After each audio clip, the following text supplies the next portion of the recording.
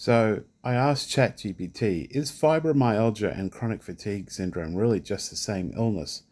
The short answer, um, so great question, and it's one even doctors and researchers debate.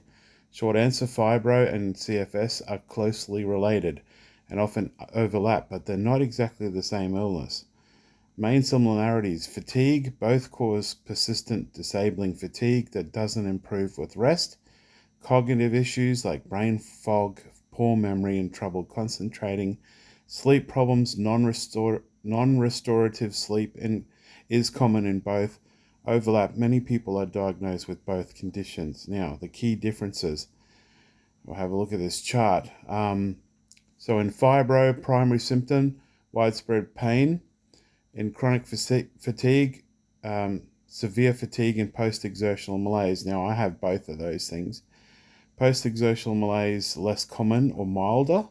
Central and in CFS, central and often severe.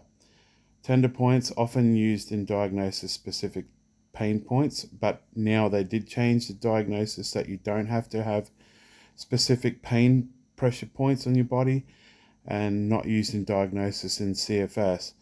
I don't have the pressure points for the most part. I think there's one or two in me that we discovered that may actually exist in me, but not the whole lot. Muscle pain is a primary feature of fibro, may be present but not always. And then fatigue can be bad, but pain is usually worse. And over here it's CFS. Fatigue is overwhelming and worse after activity, which is absolutely me. And cause unknown, but likely a nervous system sensitization issue with fibromyalgia, but it has been known to possibly involve the immune system near the basal ganglion. Anyway, something like that. The immune system is now implicated. Unknown for CFS, theories include immune dysfunction viruses, which means that, hey, is it the same thing once again? So same or different, or think of them like cousins. They often appear together, two for one deal kind of thing. They might even have a common root problem like a nervous system dysregulation or mitochondrial dysfunction, but probably, in my opinion, and from the research I've seen with Dr. Ginevra, looks like it's both a nervous system dysregulation and a mitochondrial dysfunction, and an immunological issue. Some experts propose they're just different expressions of a broader syndrome, especially when you add things like POTS, which is tachycardia syndrome, posterior orthostatic tachycardia syndrome, I believe, POTS, irritable bowel syndrome, and MCAS. Can't remember what that one is. So, do I have both diagnoses as me personally or one?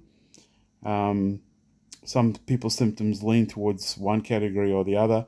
Mine lean towards chronic fatigue syndrome, but I have both. I have both symptoms.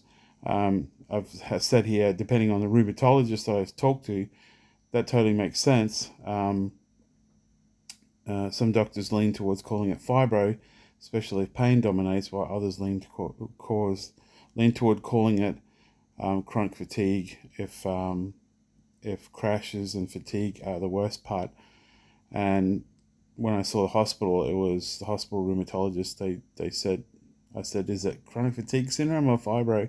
And they said, no, fibro. But no, I had to talk to another rheumatologist because I discussed it with him, and I said, hey, I've got symptoms of both, man. He said, yeah, you can have a dual diagnosis. Right, so how's fibro treated? They manage pain with Lyrica, muscle relaxants, which is a good idea, by the way. Gentle movement, and please talk to your own doctor, of course, before you do anything. CFS is more emphasis on pacing, which works for me. For example, do a little bit of work and then sit on the couch or lie down or whatever. But I kind of like sitting on the couch, and then doing a little bit of work and then sitting on the couch. So it's called pacing. Managing crashes and sometimes immune support.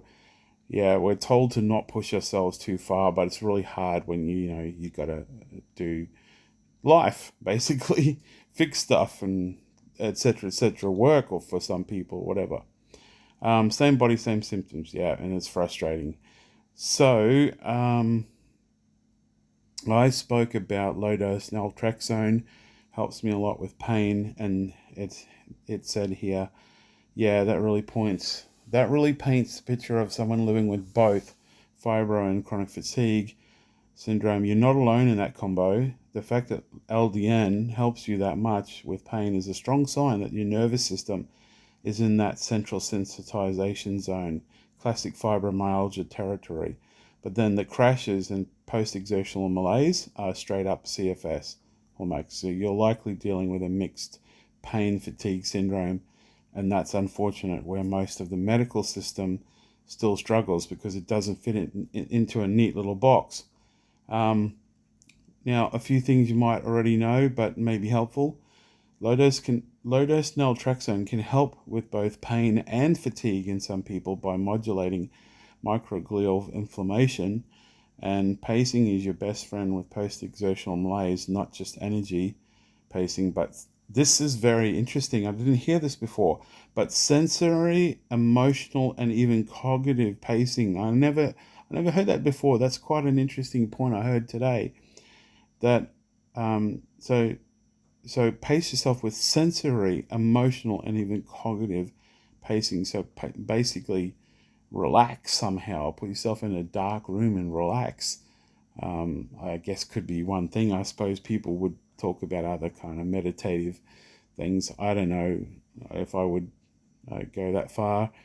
It could help, I guess. But something to think about. Yeah, that's even the sensory, emotional, and cognitive, kind of having timeouts sounds like a good idea. I know that like emotional or stress, man, I feel just as like I ran a marathon or something the next day. If I'm really stressed, it absolutely affects me as if I were, had a lot of physical activity the day before. Anyway, I hope that helps. Please remember to like, there they go, yin yoga. Yeah. Please remember to like, comment, and subscribe. Check with your own doctor before you do anything. I hope this helps. God bless. Teach us out. Ciao.